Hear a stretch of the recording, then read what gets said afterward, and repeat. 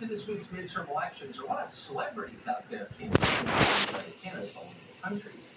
You probably saw them, actors, singers, TikTok personalities, all doing their part for the Democratic Party. You probably weren't surprised by this. It's normal. Pop culture figures always support Democrats. Every single one of them. But have you ever wondered why all of these supposedly creative people reach exactly the same conclusion every time? They're all on the same page. How could that happen? It's an interesting question. We don't know the answer, but you should consider what happened when one of the most famous singers in the world broke with the herd. On November 19th, 2016, a week and a half after Donald Trump won the presidential election, Kanye West, now known as Ye, held a concert in Sacramento. Most people in the audience were, of course, young people and presumably Hillary Clinton voters and presumably deeply disappointed by her loss a week and a half before. So in the middle of the show, West stopped performing and started talking about politics. Google lied to you, he said, by suggesting to its users that Hillary was going to win. Quote, Facebook lied to you. I'm not here to massage you with a fake truth telling you that Hillary's going to win over and over and over. You were lied to by Google. You were lied to by Mark Zuckerberg. Middle America, West continued, showed you how they felt.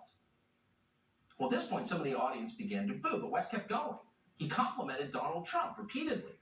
At one point, he used the phrase, "Make America Great Again." It was, to put it mildly, not the kind of thing you normally hear at a rap concert. And then, 2 days later, Kanye West was in the hospital. Well, at the house of his family's exercise trainer, a man called Harley Pasternak, West apparently suffered some kind of mental break.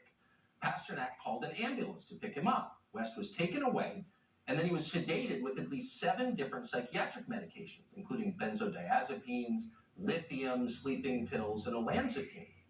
News reports suggested that West had experienced a profound psychiatric episode. He'd gone completely off the deep end. He'd gone crazy, and they've been saying that ever since. West, over time, though, told a very different story. In his telling, after what he'd said on stage in Sacramento, Harley Pasternak was trying to shut him up. Pasternak, he said, was not simply a trainer, but instead an agent of ideological control. Pasternak's job was to keep West from straying from the script, and he's willing to use powerful drugs to do it. That's what he said. But very few people took that claim seriously. In fact, it was exactly the kind of thing a crazy person would say. My trainer drugged me into submission. He's trying to make me into a zombie. Right. Sure he did. Have another olanzapine shot, Kanye. You look tired. So that's where the story stood until the other day. Nobody believed Kanye West. Then West posted something remarkable on Twitter, which for some reason virtually all of American media ignored, which is odd because media outlets are not usually in the business of ignoring remarkable things, but they did. And what he posted was a picture of a text exchange that he had had with Harley Pasternak. Pasternak was explaining that West had better stop saying, quote, crazy stuff. In other words, he'd better get back on script, or else he would be severely punished. Quote, second option, if you don't shut up, quote, I have you institutionalized again, where they medicate the crap out of you, and you go back to zombie land forever. Play date with the kids just won't be the same. End quote. Try if you can to imagine a more sinister threat than that, a more chilling threat than that. Do what I say or I will turn your brain to mush. I will destroy your relationship with your own children. I will send you back to, quote, zombie land forever. Effectively, I'll kill you. Now, keep in mind, this is from West's, quote, trainer, not his physician. This is the guy he'd hired to help him do squats. A trainer? Really? Do they talk like that at your gym?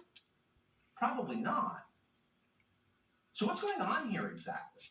Well, according to his bio, Harley Pasternak, who was not denied writing these texts, once worked for the Canadian military, where he participated in experiments that measured the effect of various drugs on the human mind. Is that training relevant to this story? We don't know.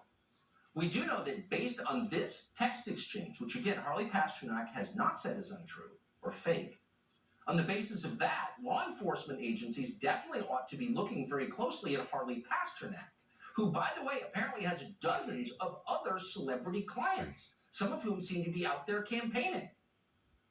Based on these texts, this looks like a crime. Why is no one investigating it? The fact that no one is investigating it tells you a lot.